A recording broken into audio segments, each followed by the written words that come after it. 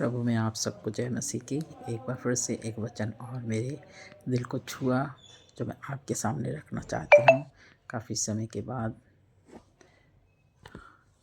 के बाद मुझे ये मौका मिला कि एक वचन और आपके साथ बांटूं।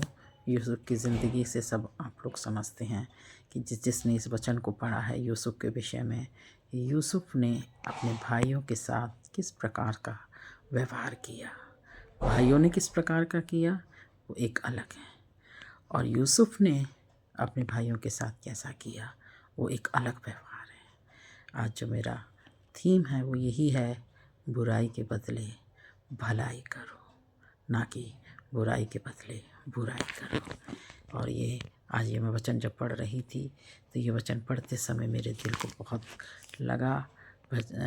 उत्पत्ति की किताब उसका 50 अध्याय 15 से लेकर और 20 तक मैं पढ़ूँगी, फिर उसके बाद आप लोग इसको सुनना ध्यान से। जब यूसुफ के भाइयों ने देखा कि हमारा पिता मर गया है, तब कहने लगे, कदाचित यूसुफ अब हमारे पीछे पड़े और जितनी बुराई हमने उससे की थी सब का पूरा पलटा हमसे ले। इसलिए उन्होंने यूसुफ के पास ये कहला भेजा, तेरा पिता ने मरने से पहले हमें ये आज्ञा दी थी, तुम लोग यूसुफ से इस प्रकार कहना कि हम विनती करते हैं कि तू अपने भाइयों के अपराध और पाप को क्षमा कर। हमने तुझसे बुराई की थी, पर अब अपने पिता के परमेश्वर के दासों को अपराध क्षमा कर। उनकी ये बातें सुनकर यूसुफ रो पड़ा और उसके भाई आप भी जाकर उसके सामने गिर पड़े और कहा, देख हम तेरे दास हैं। यूसुफ ने उनसे कहा, मत डरो, क्या मैं परमेश्वर की जगह पर हूँ?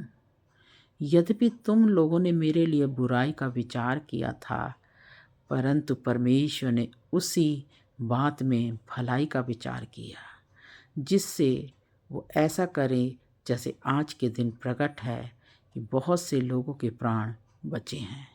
इसलिए आप मत डरो, मैं तुम्हारे और तुम्हारे बाल बच्चों का पालन पोषण करता रहूँगा। इस प्रकार उसने उनको समझा बुझाकर शांति दी। परमेश्वर का धन्यवाद हो। बुराई के बदले यूसुफ ने बुराई नहीं की। इसकी 20वीं आयत मेरे को बहुत टच हुई कि तुम लोगों ने मेरे लिए बुराई का विचार किया था, परंतु परमेश्वर ने उसी बात में भलाई का विचार किया, जिससे वो ऐसा करे जैसे आज के दिन प्रकट है। उसने बुराई नहीं करी, उसने सिर्फ और सिर्फ परमेश्वर के मद्देनज़र रहते हुए अपने भाइयों के साथ एक अच्छा व्यवहार किया। और उसने क्या व्यवहार किया? भलाई करी। और जब उसने भलाई करी, अपने उनको माफ़ किया। माफ़ करने के बाद सब जानते हैं कि जिस प्रकार से वहाँ पर अकाल पड़ा, जब उस अकाल में उसने अपने भाइयों को अपने पास बुलाया। मैं शॉर्ट फॉर्म में इसलिए बोल रही हूँ कि वीडियो ज़्यादा लंबा ना हो। और जब उसने बुलाया और बुलाकर अपने पास रखा और उनको राशन पानी सब दिया, परमेश्वर का धन्यवाद हो, वो अपने भाइयों के लिए भला बना। मेरे प्रियो, यहाँ पर एक चीज़ लिखी है 21वीं आयत में लास्ट में, इस प्रकार उसने उनको समझा बुझाकर शांति दी। और उसने क्या करी? शांति भी दी। और उसके बाद 19वीं आयत में लिखा, यूसुफ ने उनसे कहा, मत डरो, क्या मैं परमेश्वर की जगह पर हूँ? जब वो भाई लोग माफ़ी मांगने आए तो जो परमेश्वर का स्थान था, यूसुफ ने परमेश्वर को दिया। उसने अपने आप को वहाँ नहीं रखा। उसने कहा, मैं परमेश्वर नहीं हूँ, मैं परमेश्वर होता, मतलब ये मैं अपनी तरफ से बता रही हूँ कि यदि मैं परमेश्वर होता तो मैं ऐसे करता ना। उसने बोला परमेश्वर परमेश्वर है, और परमेश्वर ने जैसे उसको बताया यूसुफ ने वैसा किया, और वे परमेश्वर के निगाह में सचमुच में उसका एक अच्छा पुत्र बनकर रहा। मेरे प्रियो, इस क्रिसमस के समय में हम सब अपने जीवन से, आज 2025 के 12वें महीने का 13वां दिन है मेरे प्रियो, और ये साल भी चला जाएगा चंद दिनों के बाद। इन क्रिसमस के समय में हम केक, अपने वस्त्र, अपने घर की साज और सज्जा में लगे हुए हैं, इसके साथ साथ हम एक चीज़ को और अपने जीवन में डालें, क्योंकि प्रभु संसार का परमेश्वर नहीं है। संसार में आके वो चला गया, वो हृदय का और आत्मा का परमेश्वर है। वो हमारी आत्मा को चाहता है और आत्मा में यही चाहता है कि हम अपने जीवन से बुराई को दूर करें, भलाई में लग जाएं। कोई नहीं, संसार है, बहुत लोग, मेरे जीवन में भी कई बार ऐसा हुआ, मैं निराश हुई कि प्रभु उसने मेरे साथ बुरा किया है, पर मैं सच बता रही हूँ, मैं प्रभु के चरणों में रोई और परमेश्वर से मांगा। परमेश्वर ने सामर्थ्य दी, क्योंकि प्रभु का वचन कहता है, प्रभु यीशु मसीह कहता है, मैं तुम्हें अपनी शांति देता हूँ, जैसा संसार देता वैसे नहीं, मैं अपनी शांति। और उसी प्रकार से यहाँ पर यूसुफ ने अपने भाइयों को समझा बुझा कर शांति दी। मेरे प्रियो, इस एंड ऑफ द ईयर हम अपने मन की उस शांति को प्राप्त करने के योग्य बनने पाएँ, जो शांति देने के लिए मेरा प्रभु इस दुनिया में आया।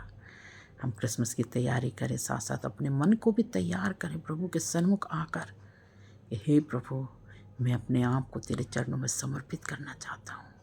मेरे जीवन की हर बुराई को दूर करके मुझे भलाई करने के लिए तत्पर कर प्रभु, ताकि मैं प्रभु तेरी निगाह में एक भला मनुष्य बनूं, जैसे यूसुफ बना।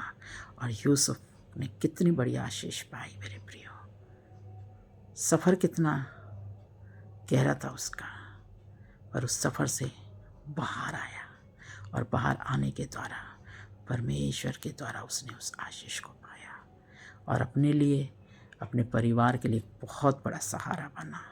इसी प्रकार से हमें भी अपने जीवन में अपने लिए और दूसरों के लिए एक सहारा बनना है, और सहारा बनकर हमें सचमुच में परमेश्वर के लिए जीना है मेरे प्रियो। जब हम परमेश्वर के लिए जिएंगे तो सचमुच में अपने स्वर्ग के धन को हम और इकट्ठा कर सकेंगे।